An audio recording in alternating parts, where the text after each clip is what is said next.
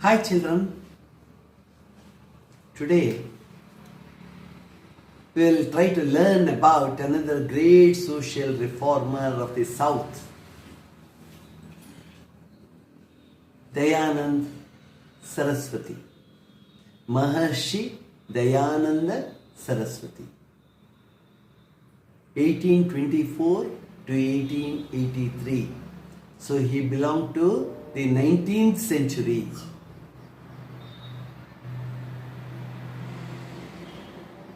His name was Moola Shankar. When he was a boy, he was Moola Shankar.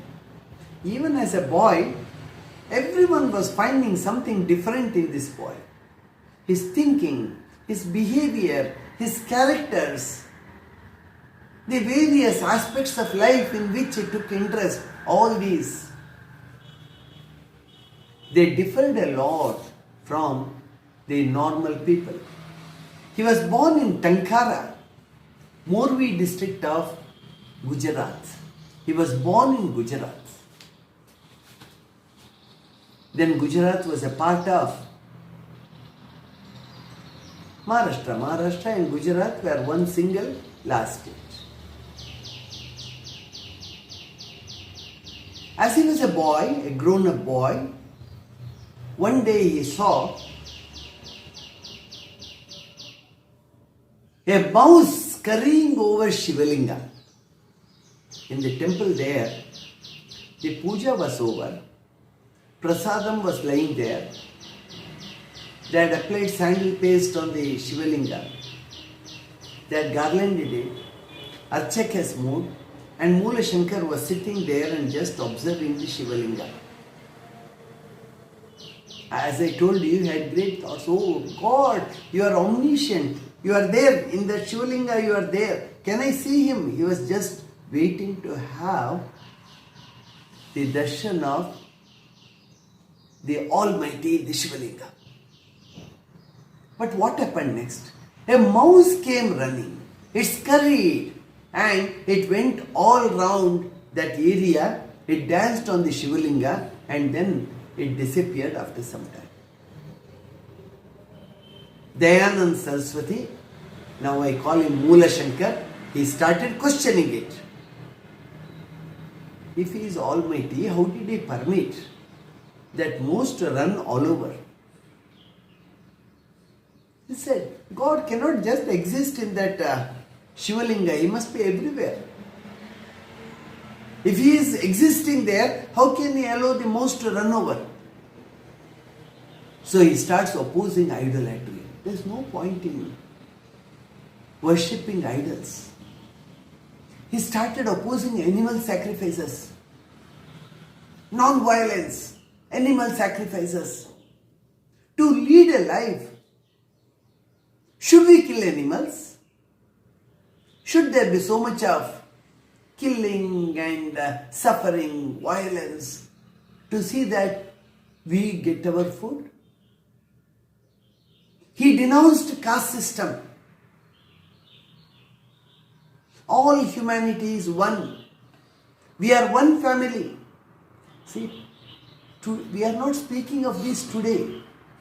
200 years ago, in that decadent society, full of customs, traditions, which had to be rejected and we have to bring about an altogether change, a grown-up boy, he is coming with such great ideas which are held aloft, held high in our society today. Today we can understand how great was Dayananda Saraswati. He travelled everywhere. Actually, in his house he was getting opposed by elders. They did not approve whatever he said, whatever he thought. They all started opposing him. They punished him. They said, no, this is not the way you should speak about. They were highly traditional.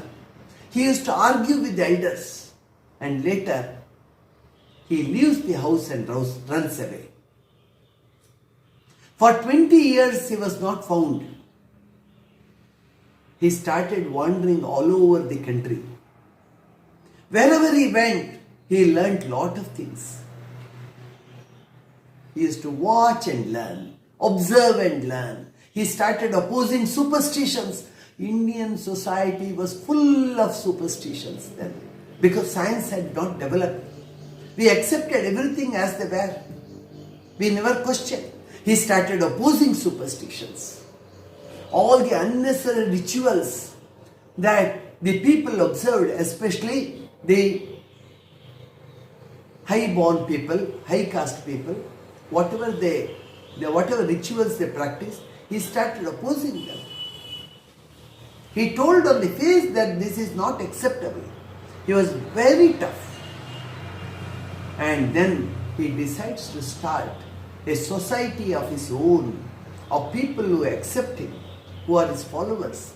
He starts convincing people as regards his thoughts were concerned.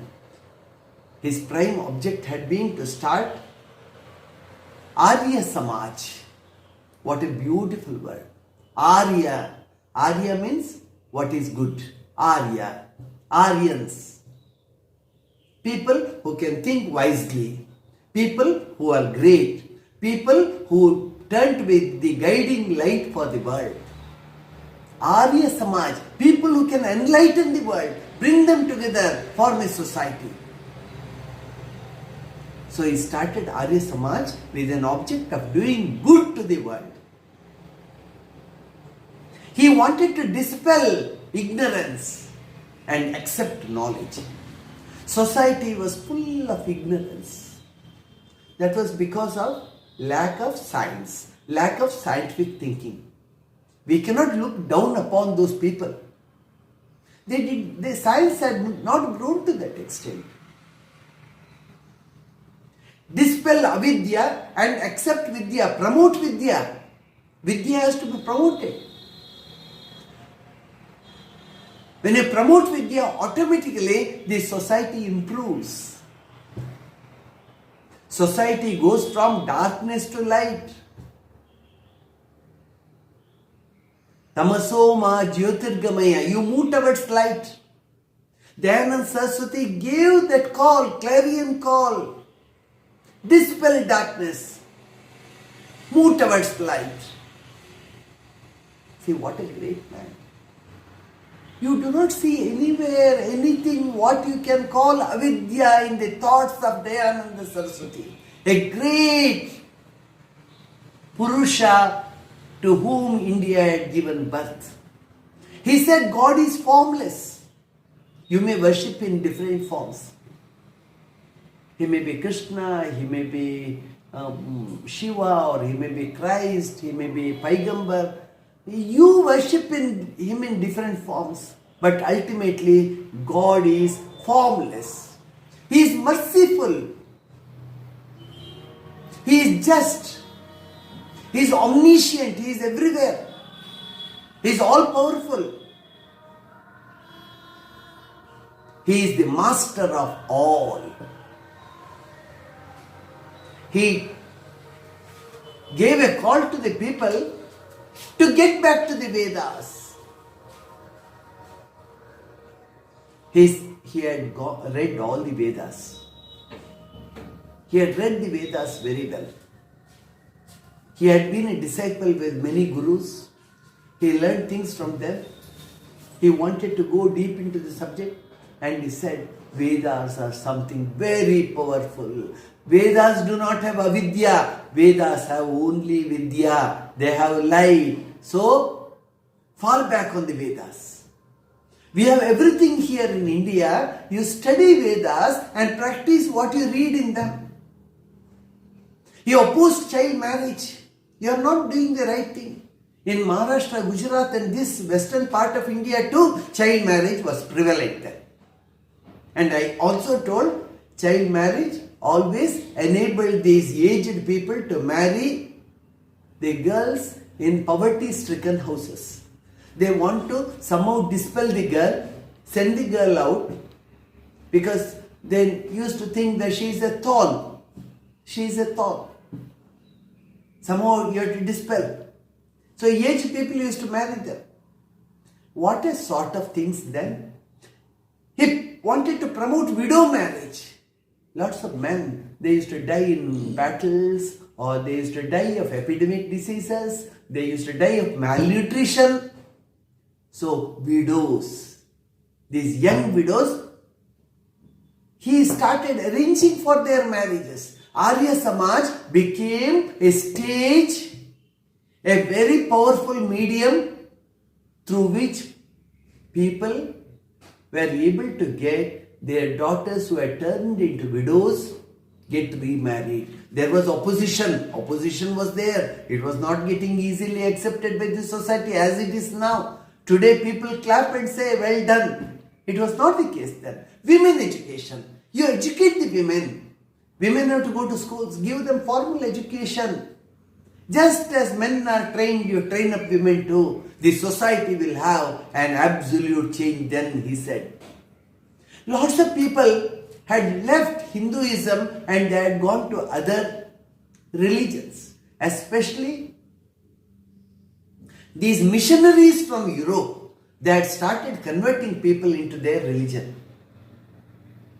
And people who were ignorant, who did not know much, for the sake of money or some help or some finance or maybe a job, they used to change over from one religion to the other. But lots of people felt what Dayananda Saraswati speaks is absolute truth. They wanted to return back. But Hinduism was not accepting them. Once you have left the religion, your gates are closed. You can't get back. Dayananda Saraswati started Shuddhi movement. Those who wanted to return back to Hinduism, they had room. They had provision now.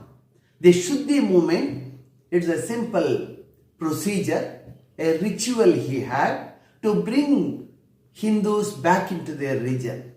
Come back to the mother. You have a great religion here.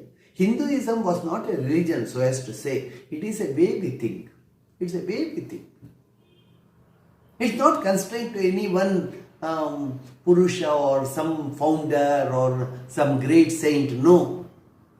Lots and lots of people have contributed into Hinduism, and it's a river full of current, full of thoughts, full of ideologies, and it tells you what's right. It enables you to decide what's right and what's wrong.